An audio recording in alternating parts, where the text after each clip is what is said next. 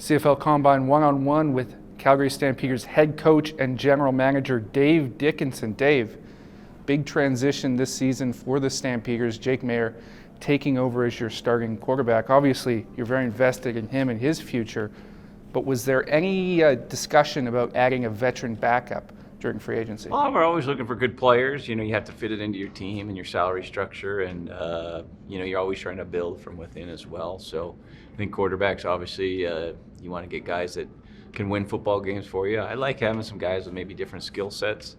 I think we still have that with Tommy Stevens, and then we need some competition, though. We need some young blood to cut in here and hopefully show that they belong and can play. One of those guys who might have been available was Dane Evans, who obviously was traded to the BC Lions. Was there any discussion about him as potential compensation in the Bo Levi-Mitchell trade? I didn't do that deal. Huff had that deal. I don't think we went down that path. So it's kind of one of those, probably a question I can't answer. You mentioned Tommy Stevens. At this point, does he have the leg up to be the backup quarterback? I think so, and I mean, he did play the last game, did some good things for us. He's not the same player as Jake in certain aspects of his game, but he can do other things, obviously, very, very well, and now we got to develop and make him that dual threat. I would like to say a guy like Chris Streveler came in the league, and maybe when he started, maybe wasn't as effective in certain aspects, throwing the ball, and was a great runner, and he developed, and he keeps developing and getting better, and I don't see why Tommy can't do the same. You're a guy who's always championed Canadian quarterbacks. You've given a couple of guys opportunities. Is there anyone in this draft who you see as a potential fit? Yeah, well, there's only one right here, but listen, I don't want to see a champion either. I'm comfortable having good football players. I don't care where they're from, and I'll give you a chance to show me what you can do. And we feel like there's no reason why nationality should have any say in who plays quarterback. Maybe there's a global out there soon. So I do find it harder and harder to find quarterbacks, especially in multiple leagues.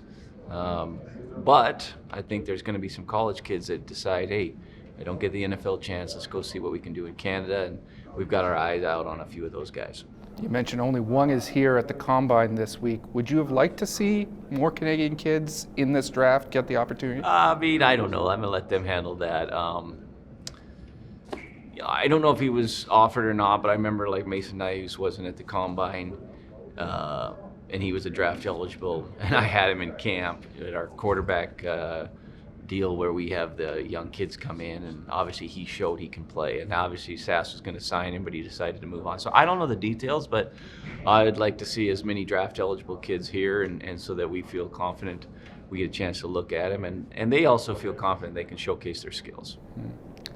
Tre Roberson missed much of last season with an injury, had surgery on his knee. What's his health status like right now, and do you expect him to be ready for training camp? He's actually doing a lot.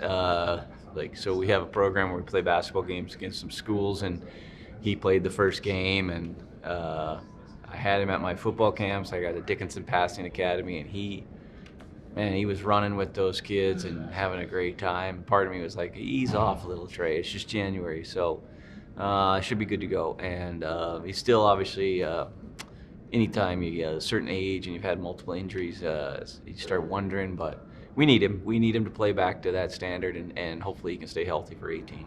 Can he still be the best cornerback in the CFL? I do. I think so. I think he thinks so. I mean, we got a couple good corners. I mean, Jonathan Moxley's going to be pushing for that title as well. We feel good about both those guys on the edges, and there's versatility there. It's a weird game, up here. A lot of it is throws in between the hash marks. So you can say you have lockdown corners, but that doesn't mean you're going to stop the pass. So we got to get a full group back there. I think our DB group was young last year. I think we're going to have a lot of competition in camp. I think we'll be pretty good. You guys suffered a lot of key losses in free agency, but the one guy you did add was James Vaughters, coming back after 4 years in the NFL. What can he bring to your team? Well, yeah, I think we actually signed most of our guys back. I was happy to get the majority of our players. Certainly some got contracts we couldn't stay with. James Vaughters, I think, has a chance to be an all-star. I think he's physical. I mean, he's got some similarities to Jeff Code in Winnipeg. He can bull rush you. He can go around you. He's got a good motor. He's strong. He's physical. When we had him the first time, I thought he was still improving, and I would think going to the NFL shouldn't hurt his game. So excited to see what he can do. Awesome. Thanks for your time, Dave. All right, thank you.